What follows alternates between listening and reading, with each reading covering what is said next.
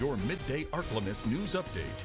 And good Thursday afternoon. Thanks for tuning in to NBC News Daily. I'm Randy Stone with your Midday Ark-La-Miss update. Well, new today, a fiery confrontation between colleagues results in one person's death and another behind bars. It happened in Union County on Parker Chapel Road when deputies arrived on a disturbance call. The victim had died from his injuries, and officials have not released the name of the victim nor the name of the business. Blaney Jones Bryant was taken into custody at his residence a short time later. He's been charged with first-degree murder as the investigation is now underway.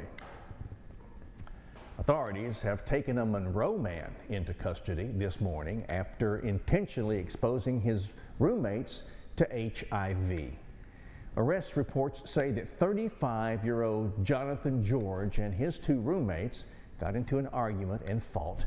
George was hit and then spat a mouthful of blood onto both of the victims. George admitted to police he knew he was HIV positive when the incident happened.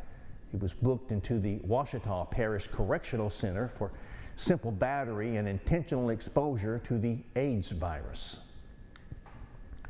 Well, staying on the crime beat, a reward to help police catch a murderer has been increased by $7,000. Crime Stoppers of North Delta are now offering $9,000 for information leading to the arrest of Rogan James Wright. Wright, also known as RJ, is wanted for the September death of 27-year-old John Bouchon Parks. If you've seen Wright or know where he is, call Crime Stoppers at that number that is on your screen. All qualified Louisiana customers or consumers began receiving federal SNAP benefits on Friday, November the 7th, according to the Louisiana Department of Health. Even with the current federal government shutdown, this will still occur. Recipients will get about 50% of their usual monthly benefits, and will this be depending on household size and occurs on their regular distribution day. Well, over in Arkansas, the healthcare system could see some major improvements thanks to a new grant. The state is applying for federal funding from the Rural Health Transformation Program. Now, that's part of the President Trump's bill, the Big Beautiful Act. The Centers for Medicare and Medicaid will distribute $50 billion to states that applied over the next 5 years. A decision will be made by the end of this year, and funding is expected to be sent to Arkansas in early 2026.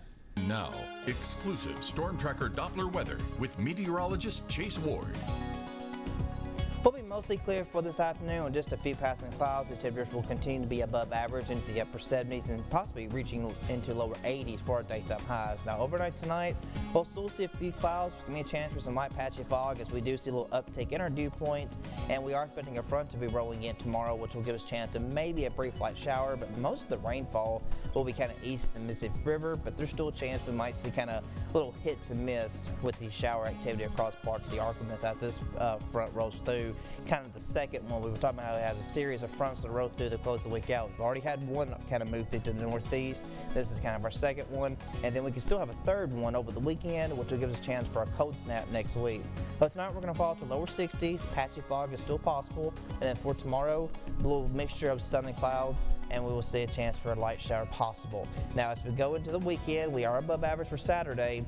Then after that, we will see our cold snap start to roll through on Sunday and Monday, with temperatures falling just below freezing for our overnight lows. Then after Monday, after Veterans Day really, we'll start to see kind of a gradual warm up to seasonal like temperatures, with daytime highs getting into the 70s and lows will continue in the mid 40s.